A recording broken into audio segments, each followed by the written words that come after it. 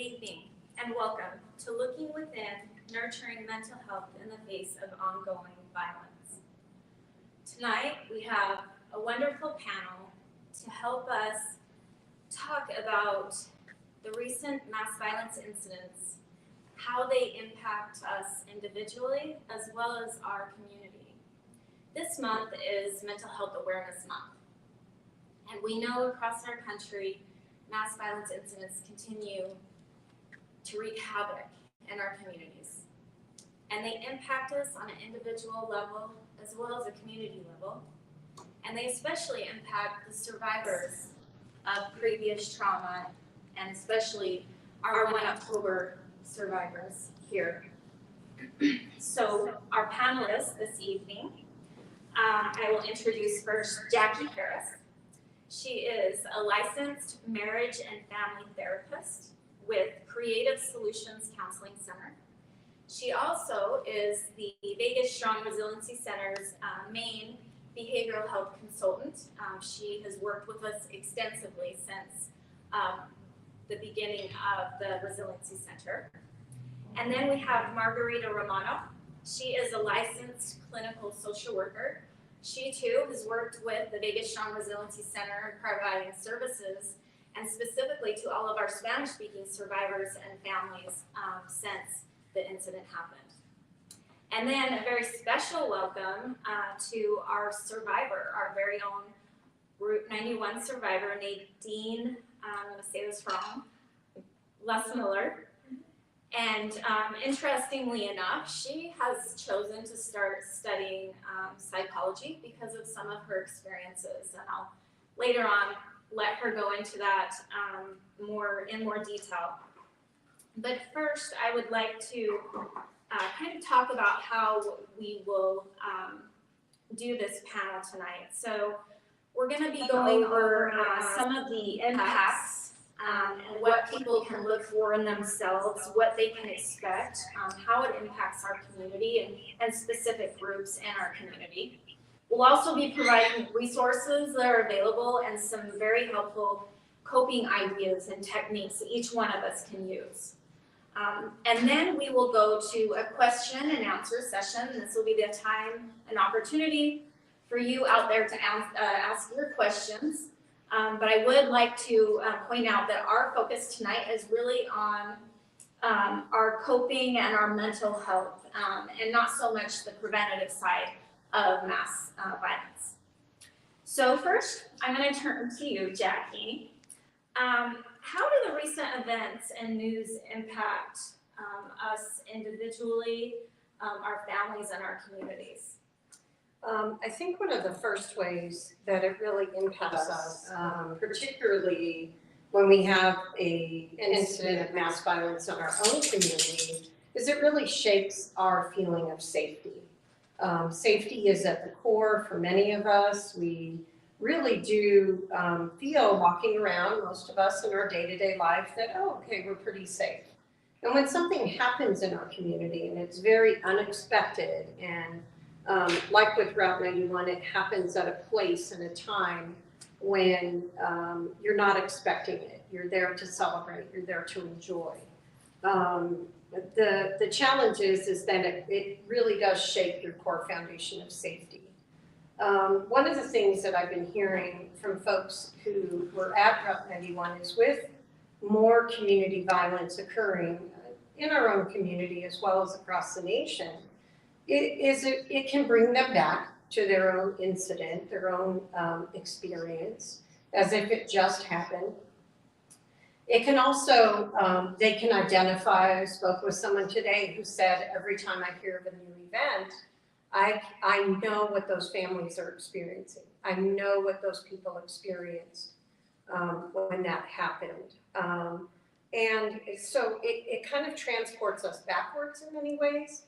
And it also shapes our feeling of safety in the future. It makes us anxious for what could happen in the future, where we're at, where we're going, and how we can be safe. What are some common signs or symptoms? Like, what should people be looking for in themselves to know that they are being impacted. Because I know from personal experience, you know, you don't always recognize why you're feeling the way that you feel, or even that it, you know, tie it to the incident or what's going on. So what are some things that people should be looking for? Sure, that's a good question. I think one of the things that, again, going back to that feeling of safety, is you can feel very anxious or fearful, worried. I know that even for myself, and I do this work every day. When a recent event happened, it was on a weekend, and I was going, let's say, to a movie theater with family. Before I went in, it did flash in my mind. I thought, okay, this is a reality. And then I needed to sort of do some self-talk. That's a really good coping mechanism to say, okay, why am I safe? Why am I safe in this moment? What is the likelihood of this happening? And so I think anxiety, fear, and worry are the most common things that we see. Some folks, you know, depending on how they're being impacted, can have trouble sleeping. They may be a little more irritable. And they may worry, in particular, if they have children they're sending. I know the school year just ended. For a lot of parents, this has been a very anxious time as the school year was coming to a close, or going to a public event, or going out, you know, somewhere where there's crowds. So just being mindful and thinking about what are the things in this moment right now today that are keeping me safe. Great advice, Jackie. Thank you for that. You know, how do we know when our own personal coping techniques or the skills that we've been using are not effective? Like when should we reach out for additional help? That's a really good question. One of the things, even as a therapist, therapy and seeking professional help is not the only answer. For some folks, it's seeking out, just talking to a friend, just connecting with other people, reaching out to your spiritual, you know, supports. Also, you know, I know for me, one of my greatest coping skills is nature. I just love, you know, being out, whether it's sitting, you know, and looking at the night sky, or, you know, taking a hike, taking a walk, walking around in the grass with your shoes off. It can be very helpful. But when somebody we really think needs or might benefit from professional help is when your symptoms are interfering with your ability to function. For example, your stress, your fear, your anxiety is at such a level that you're having trouble going to school or work, or you're not sleeping for, you know, quite a long period of time, or you're having irritability and it's interfering with relationships. That may be a time when your general coping skills may not be enough. And so seeking out possibly professional help, talking to your physician, can be something that would be warranted at that time. Thank you, Jackie. You know, I know one thing that we work on at the Vegas Resiliency Center is trying to break down stigmas. Yes. And trying to normalize some of these things. You know, what would be your advice for someone who is really struggling? They know they need help, but you know, they're not really sure how to get started. I think one of the things to understand is I would agree that stigma is one of the biggest barriers to folks seeking out mental health or behavioral health assistance. We really, all of us in our community and everywhere, not just us therapists, have a responsibility to normalize it. It is okay to seek help. It is okay to ask for assistance and resources. And so depending on what your particular circumstance is, insurance covers a lot of counseling these days. And so you may want to start with your general practitioner or reach out to your insurance company. There's even folks who, on their work insurance plans, they get a certain amount of mental health care for free, which is fabulous. And So there's been a lot of changes over the last many years in just accessibility and care and making sure that it is okay to not be okay. It is okay to reach out for help. We would do that, if we had a broken foot, we would run to the doctor. So it's okay to go also if your emotions are feeling in need of help, to reach out and get that help when you need it. Yes, thank you, Jackie. That's such an important message. And, especially, it's Mental Health Awareness Month, and it's a topic for the month, but it really should be a topic year round. And so that's just a really important message. So thank you for that. Mhm. Margarita, why don't we move to you? Okay. Thank you, Jackie. I know that, within the Latinx community, there are some, different dynamics and different challenges that they face that can, put some added layers in these issues. So, how does violence disproportionately affect the Latinx community? Yes, that's a very good question. It definitely violence affects all of us in many ways, but particularly the Hispanic or the Latinx community, because there's so many layers that we might not think about it when we're working with Latinx community or Hispanic community. First of all, the community that might be diverse or be very fearful back in our countries, the law enforcement is not very trusting. So they come here and they're very scared to ask for help. So just that barrier of not knowing if it's okay for me to ask for help, or even though to allow myself to ask for help, it already kind of affects the family of not reaching out ever. It's a lot of secrets in the family that as community, as Hispanic community, it's hard to break those stigmas that Jackie and you were discussing previously. It's very important that we start normalizing it's okay not to be okay. Also, in our Latinx community, it's a lot of difference when you work with first generation than when you work with second generation or third generation.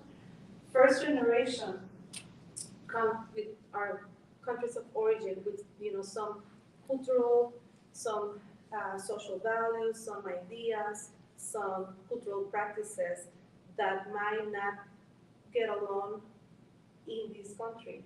So, and they might be also scared, they want to be under the radar, they don't want to, cause any trouble.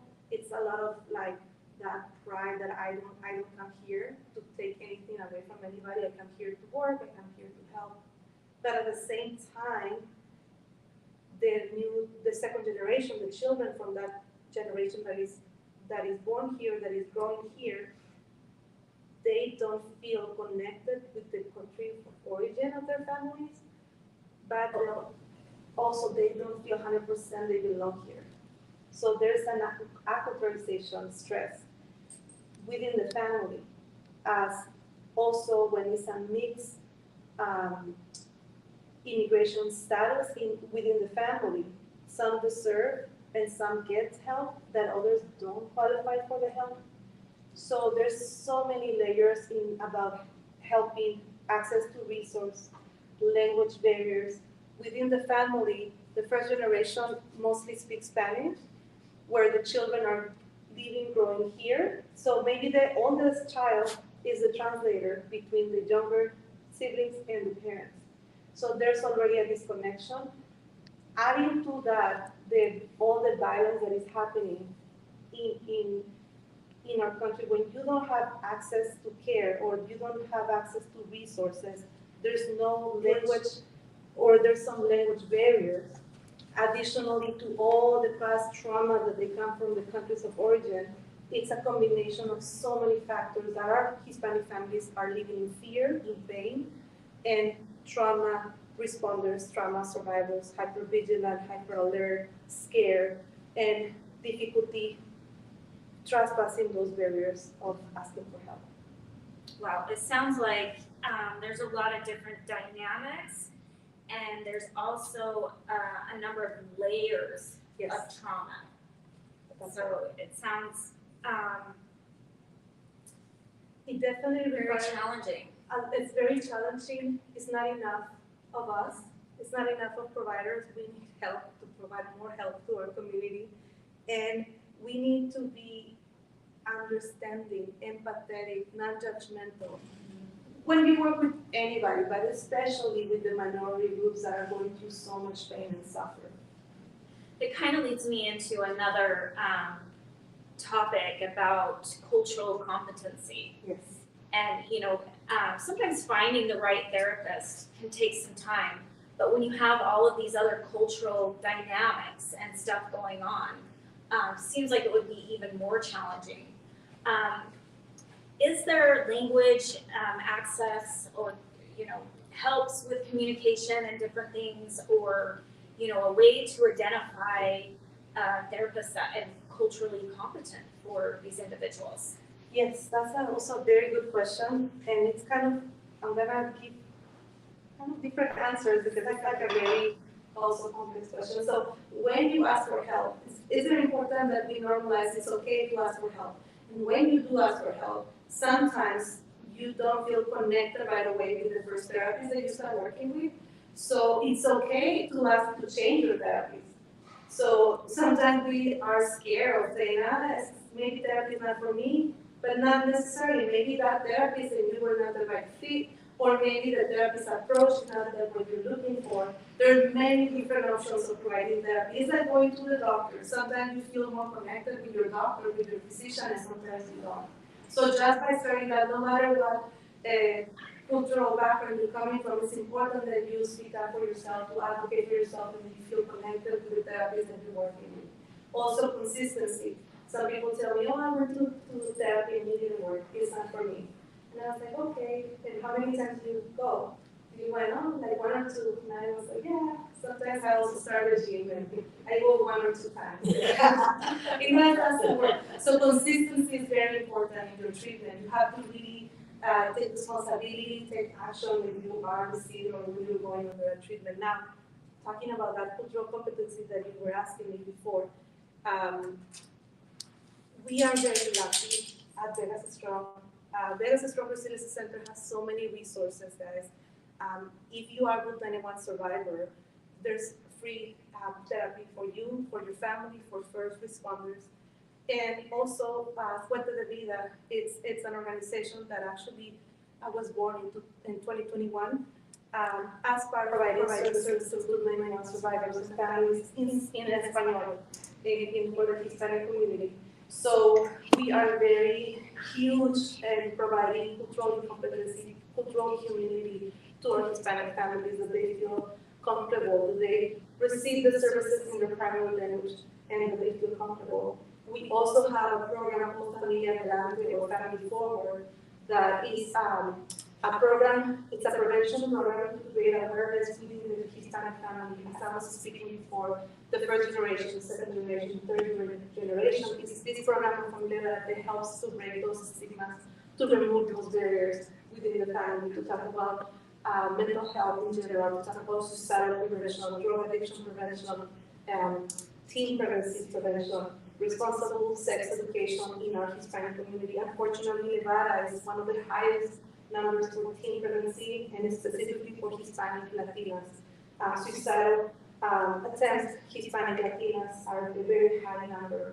In our schools, they're very scared of going to school because of all these threats of mass shooting. And maybe a couple of years ago, maybe 20 years ago, maybe 30 years ago, we would think, like, that's never gonna happen. But now we know that it has happened, and it can happen at any time, and we live under fear and scared, like living with, like you said before, like something that is right there, that it could attack you, and it could be very scary at any time. So let's all take all responsibility by taking care of each of us, protecting our community, by being responsible of yourself, your family, ask for help, it's okay. The more we understand that we can go to the doctor to take care of our medical or physical, it's okay to also check in your mental health. Thank you so much. It's such an important point. These services are vital and they're so important. And it is really important that we have the different programming that works for the different groups and where they are in their circumstances. And so, I'm very grateful to your team for the work that you've done in the Hispanic community and pushing that needle forward, because no one should have to suffer alone. So I'm grateful to you guys. Happy to be here. From Fuente de Vida, everybody, our team is very grateful to be serving the community. So why don't we talk, Jackie and Margarita, about some strategies to nurture our mental health in the face of mass violence. Okay. We talk a lot in our field about self-care. And I think that's vital for all of us. We particularly see the need for self-care for folks that, are certainly on the front lines, our emergency responders, therapists, teachers, school personnel. We all need to be very aware of that. The thing that we need to understand is what that means is very individualized for everybody. I talked a little bit earlier about coping skills. I always think about positive, neutral, and negative coping skills. Positive coping skills are obviously anything that, to me, moves us toward growth. I think of reading a book about, understanding ourselves. Reading a book about, working on art, music, anything that really contributes positively. I also think about neutral coping skills, things that don't hurt me or hurt anybody else. Like, I love binge watching. I figured that out during the pandemic. I think we all did. Things like that are okay to do, but they may not grow you in any way. And of course, there's negative coping skills. I always think about that as something that has the potential to hurt ourselves or somebody else. We think of addiction. We think of other kinds of negative coping skills. And just being mindful of what we're doing, to nurture our mental health, to take care of ourselves, and again, be aware and feel your feelings. Thank you. What are some tips for managing kind of those overwhelming feelings? Yes, well, first of all, to identify them. Because sometimes we're so used to asking, how are you? And we say, fine, like a automatic response. So just take a few seconds to, first of all, get to know yourself. Identify what is exactly that you're feeling. And now knowing what you're feeling, everybody is different and we respond differently to different approaches. So like Jackie was saying, take some time to do that self-care, talk to a friend, spend quality time with your loved ones. Do something that makes you happy, like a hobby or exercise. Maybe planning small goals and also long-term goals to have some motivation for your future. And I need kind of think more on the ways, but it's like so many ways that you can take care of yourself. But basically, identify what is it that you're going through, so you can see what is the help that you're gonna do to yourself. Have good sleep, eat well. All the same things that doctors recommend for the physical health, it affects also the mental health, and vice versa. And always, I recommend the seeking of professional help. It's very important. Checking in with ourselves and making sure we have these healthy coping skills and tools and kind of habits built into our daily life are so important. What about our loved ones? Are there things that we should be watching for in our loved ones, our family and friends? Every time there is a school mass incident, I have all of these emotions and feelings, but then I think about my own children, because we know they're seeing what's out there, and especially our older youth, they are really seeing it and kind of inundated on social media with that, as well as just the regular violence that's in our schools. So what are some things that we can do to help nurture these habits or coping techniques in our loved ones? I think one of the best things that I like to do is just kind of use a general question. You know, I might call up a family member, particularly those, again, with children in school, and say, gosh, there's been a lot going on in the world. How are you doing? How are the kids doing? And it just opens the door. I don't necessarily have to speak of the specifics or get into details, but just there is a lot going on. How are you doing? In my practice, I work with a lot of youth, and they are experiencing a lot. They have a lot of concerns, and just listening.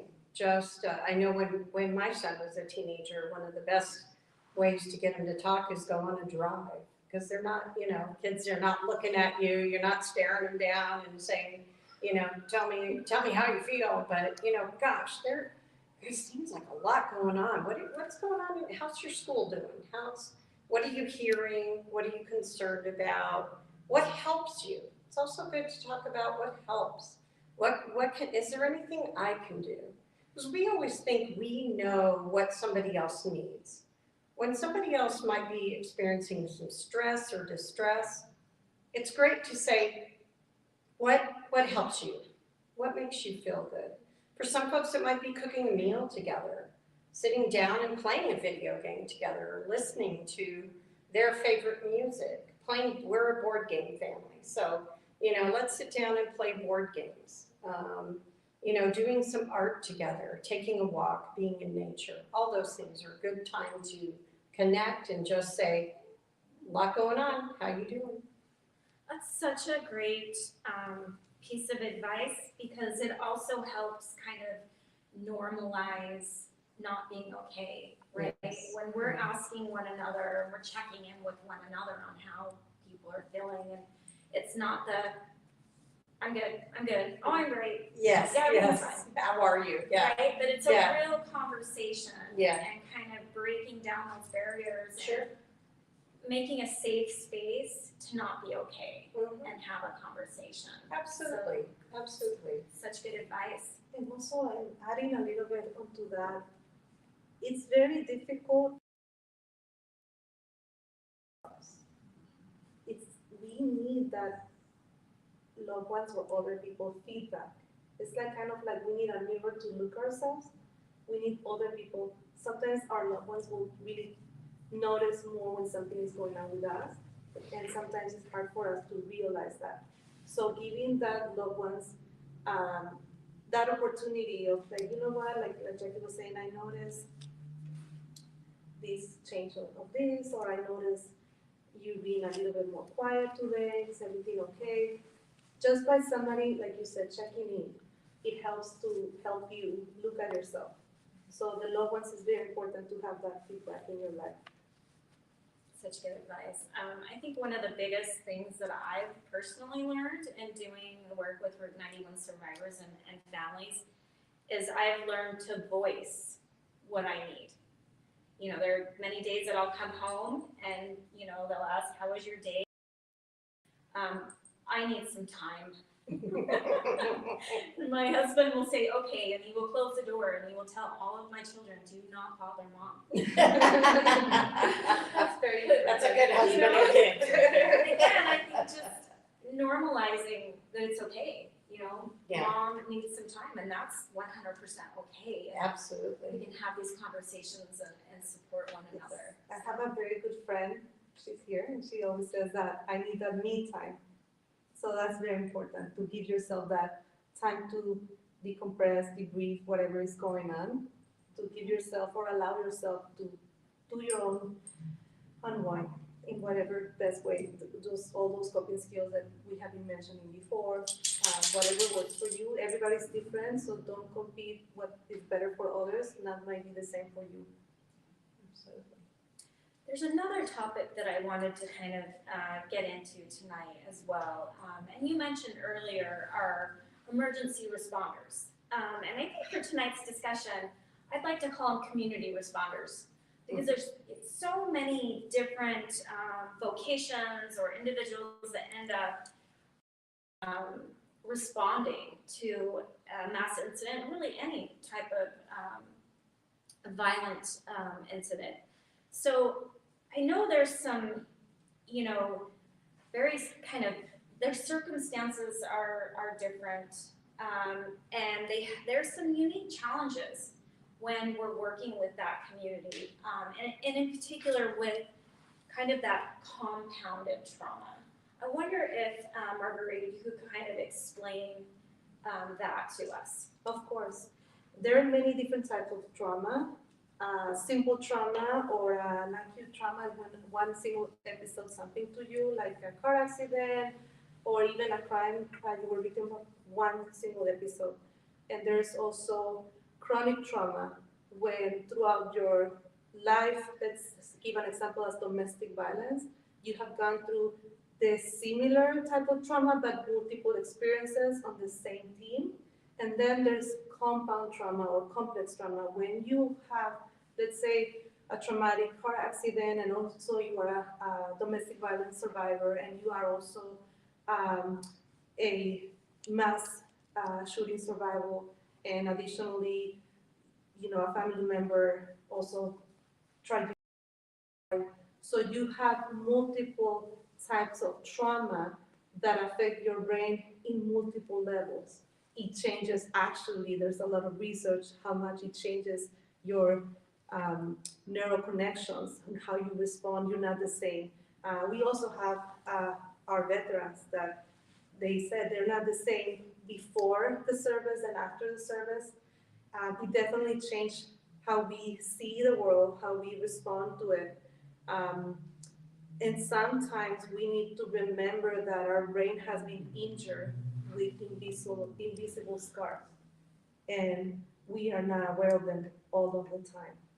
We can respond inappropriately sometimes, we can be hypervigilant sometimes, we can be not stop moving, doing a lot of activities. I'm also guilty of that, and sometimes I'm always busy. There can affect us in multiple ways. Now, there's also secondary trauma. When a loved one experiences a traumatic event, it could be as same as traumatic for yourself. And also secondary trauma is actually for first responders that witness so many people in pain and so many different stories that has affected themselves, and they have trauma as secondary hand. At the end, no matter what type of trauma you have, trauma is trauma. And we talked about this earlier. You can drain from the ocean. You can actually drown. Sorry, English is my second language. Or you can also drown in a pool. At the end, even there was more amount of water, the result was the same. So don't compare yourself and your own wounds to anybody else. Everybody is individual, is unique, and we all go through different times in our life. Life is about different cycles, different episodes, different circumstances, and we can be vulnerable in many different ways. And at the same time, that's why we talk about all these mental health topics, to take care of yourself. And sometimes you can go through so many traumas in your life and be very resilient, and then maybe your pet died and that was the last drop that you needed to have a mental health breakdown. So just be patient and be kind to yourself. That's such a good point, because we do interact with a number of emergency responders and mental health providers and people in our hospitals that really are kind of sitting with the people that have been directly traumatized, but they do feel it, and they do kind of soak up some of this trauma, but they often feel like they're not the ones that need the help. And as a community, it's really important that we take care of them because they take care of us. Yes. Right? And it's kind of circle of resilience. If we are going to have resilient communities, we really have to take care of our community responders. So it's a very good point. Thank you for that. I'd like to go to Nadine. You know, Nadine is our survivor here tonight and really speaking from firsthand knowledge. Nadine has done a lot of work on her own healing, and she's very inspirational of how far she has come. And I know she has some, you know, skills and techniques that she uses, you know, in her life. And I especially like that Nadine has decided to go study psychology now, based on some of her experiences, whether they were positive or negative in regards to trying to find, you know, the mental health services and support that she needed. So, you know, Nadine, why don't you discuss kind of the goal of living a full life, and living with the trauma? You know, there was a U.S. psychologist in the 50s, Romano. He said that there are two ways of dealing with fear.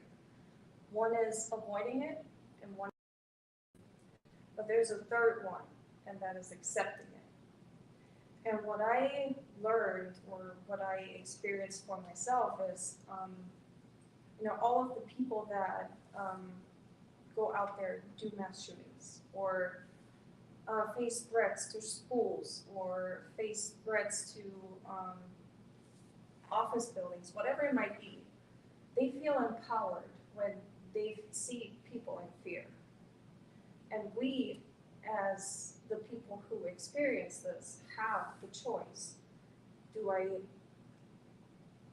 want this fear in my life? Do I let this fear control my life? Or do I go out there and say, now more than ever, and live my life to the fullest? And that is what's very important. And I decided for myself, I do not let that shooter that took so much away from all of us that night on 1 October in 2017, I do not let him dictate my life. And I said, okay, I had this period of time where I was really struggling, but I am now in a place where I can say, I want to live my life to the fullest, because this is not over yet. And you know, like I said, he took so much away from all of us, but I did not let him take away my love for life and my love for music. I, for example, went out and went to 58 concerts for the 58 people who died that night. And by now, almost 6 years later, I'm at over 100. And I think that is very important, that we pick and choose our battles. Do we let that fear control our life, or do we move on? That is really, really inspiring. And I have to tell you that I am so inspired by the Routers. You guys really do live your life to the fullest. I think you guys live your life to the fullest, more fully even after what has happened than many of us live normally. You guys inspire me every day, so thank you for sharing that. You know, how do you think how has been kind of the interaction or the support from the community? How has that been for you? I think the community is very important. We as humans were not made to struggle with things like that on our own. We were meant to be in a community and survive. So what I have seen is that the community of, we call ourselves the Routers, they understand you. We may not all be on the same level of healing, but that makes us even stronger because we learn from each other. Somebody that may be 10 steps ahead of me may give me advice and tell me, hey, I did it this way. And that's what makes the community even stronger because we learn from each other. Yeah, absolutely. And the Vegas Strong Resiliency Center has a peer support program. Has that been a piece of your kind of healing journey? I have online support groups that are there. Jackie is one of the facilitators. So I may not be at the point anymore where I need the most help, but I am now there helping others, and that's so valuable and so important, and I'm very grateful for that. That's great. I love to hear those stories of you guys supporting one another. And something was very interesting right after the shooting happened is so many of you kind of flooded social media just looking for that connection, because who else on this planet can really understand what you guys faced and kind of the challenges that you've had since. And you guys always gravitated towards supporting and helping one another and connecting with one another. And I think that that connection has really been instrumental with so many of you and your healing. So I just thank you for sharing that. What is some of the advice that you have for survivors of, you know, maybe Route 91, but maybe also other crimes? You know, advice is always hard to give because everybody's different. What worked for me may not work for the next person. And it is very important to understand that healing is painful and there's no shortcut. So you have to give yourself the time to heal and do the steps that work for you, and do not give up. That is very important.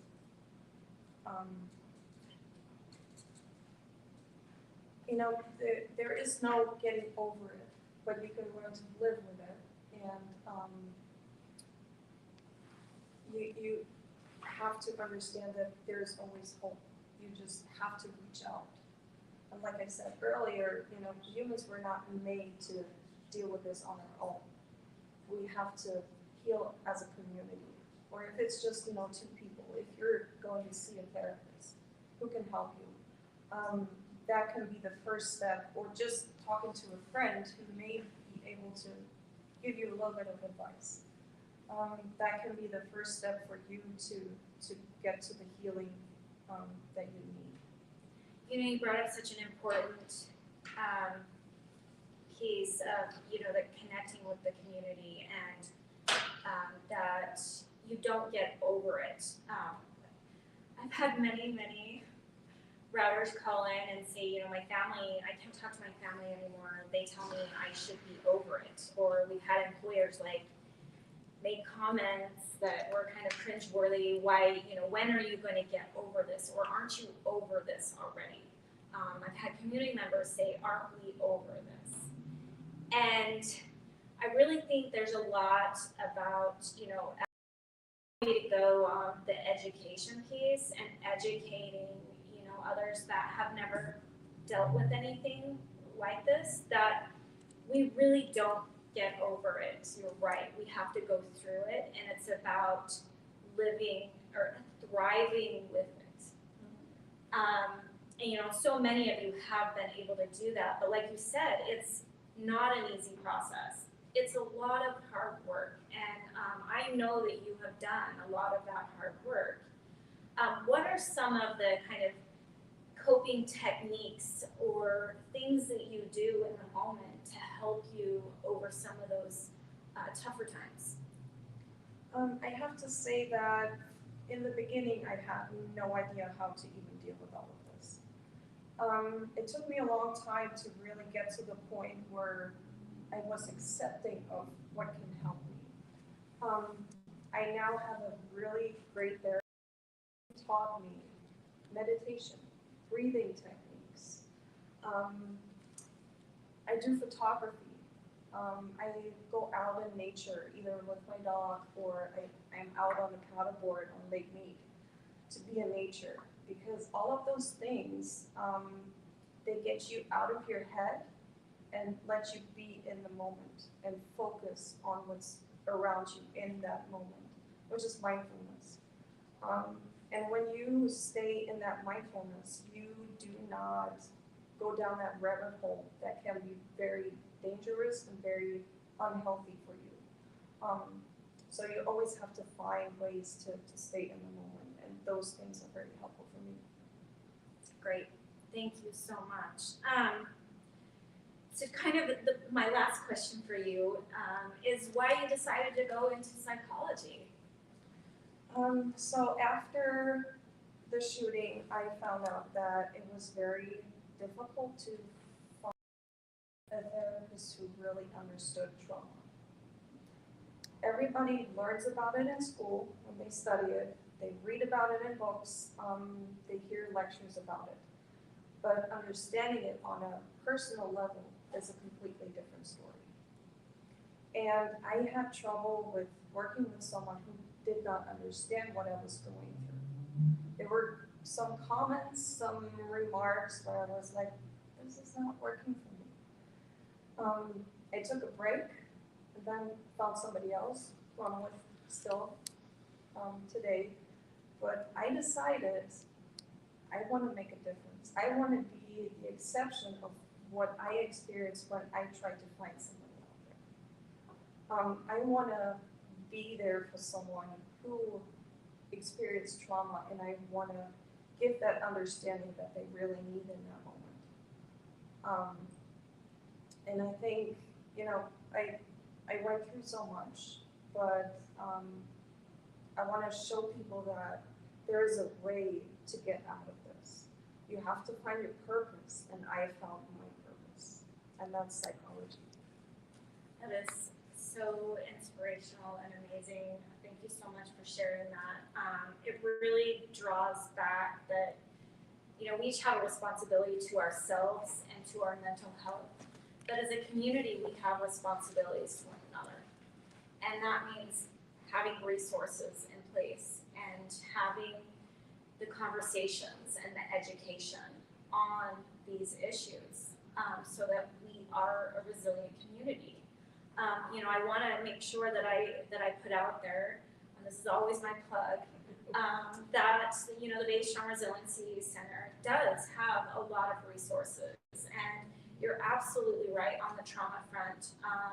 It is not the same as, you know, regular family therapy or individual therapy. That trauma aspect is different, and it really is important that as a community we have the resources to help people that are dealing with trauma so that they can heal and it doesn't end up being a cycle within our community. So the Vida Resiliency Center, for those that you don't know, is a resource and referral hub. It was established in the wake of the 1 October shooting, and it was funded through a anti-terrorism grant through the Office for Victims of Crime. That's under the Justice Department. And we have been able to use the funds that came to our community to really develop and bolster programs and resources that help deal with trauma. And, you know, that's a positive, at least, that has come out of this. And I do believe that our community is more resilient, but I also believe that we still have a ways to go. But, you know, providers doing the work that you guys do, survivors surviving and thriving and passing that forward. These are the pieces that will make our community resilient and able to deal with these events. So thank you for sharing your insight tonight. I think we'll go ahead and go to some Q&A if we have any questions. I do believe we can answer the questions online as well, correct? Correct. So if you guys have questions, feel free to put them in. We'd love to answer. You got a wealth of information here tonight.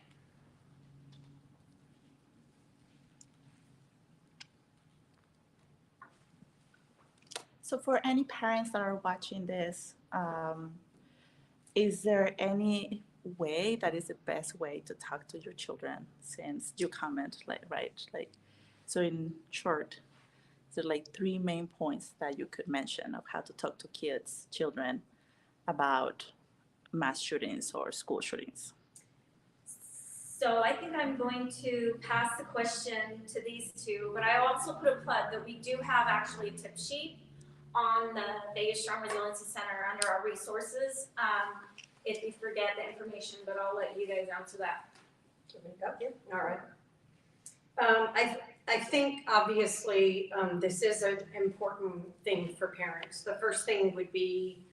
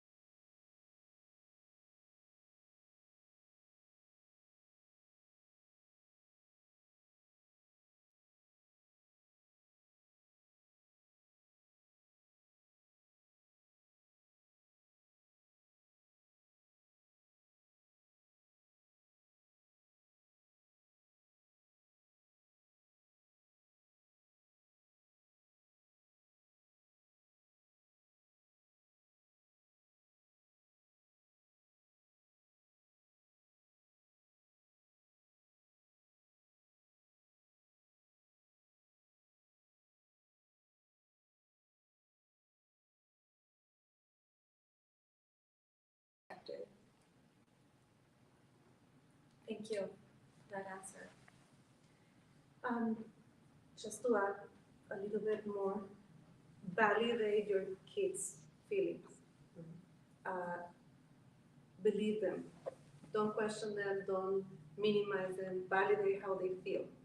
And like Jackie said, age appropriate, but it is better that they hear it from you that they have a misinformation outside. It's better that they hear information from a trusted adult because they're gonna hear it anyways, they're gonna find out. And it's better they can feel safe also to talk to you as their parents. Great information and advice. Thank you. Where can people get more resources? Where can they go or visit for these resources for the VSRC? So VegasStrong.org, and we have some different resource tabs on there. We even have one for our emergency responders. There's specific resources for them, but we have a whole list of resources. Also information if you are a loved one or in crisis, there's the crisis hotlines on there as well. Are those resources in Spanish as well? Yes, absolutely, because we recognize that we do have a large Spanish-speaking population here, and like I said, we want to make sure everyone in our community has connection to resources.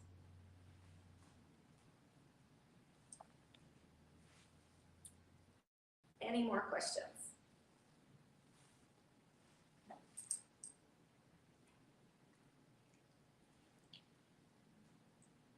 All right, well, I think that concludes our program for tonight. I want to thank everyone that attended and everyone that participated. Especially want to thank our and Nadine, thank you so much. That it's not always easy to kind of come in such a public way, but we are very grateful to you, so thank you. Okay. And thank you for the backstage and our media. Thank you, because they have been very kind in helping us and guiding us so you guys can see it online. Thank you, and our media team. Absolutely. So thank you all and good night.